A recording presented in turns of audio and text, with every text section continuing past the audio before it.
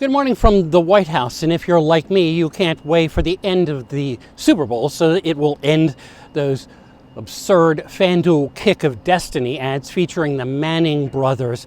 Please, please make that stop. Enough.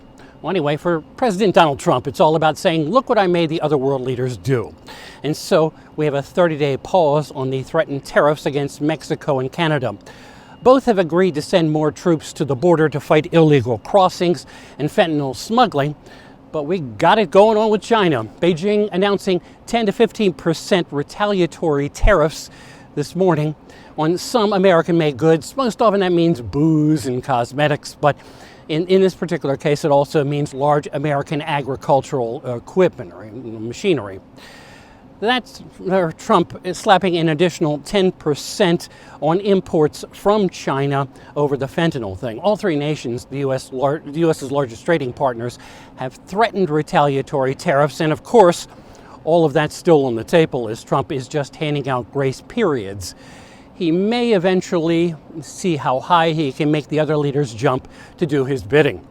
With Trump, it's hard to say what his rationale truly is. He wrote on Truth Social, quote, I am very pleased with this initial outcome, and the tariffs announced on Saturday will be paused for a 30-day period to see whether or not a final economic deal with Canada can be structured.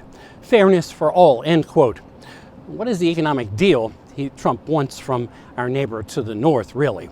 Canada's Trudeau is doing himself no favors because his seeming to kowtow to Trump after the November election with a visit to Mar-a-Lago is one of the reasons he's decided to resign as premier. He took a lot of political criticism for it. As for Mexico's President Claudia Sheinbaum, well, she's committed to sending more Mexican troops to the border, which is something her predecessors had also agreed to do. Trump specifically said in a photo op the soldiers from Mexico would be permanent.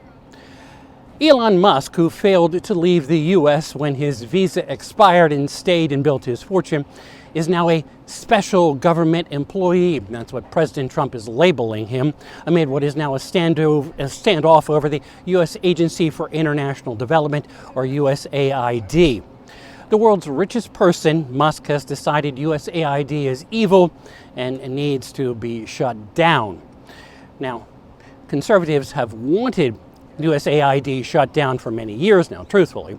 However, shutting down what was congressionally approved spending is bound to bring more legal challenges. There was a rally in front of the building yesterday with Maryland and Virginia members of Congress leading attempts to get inside.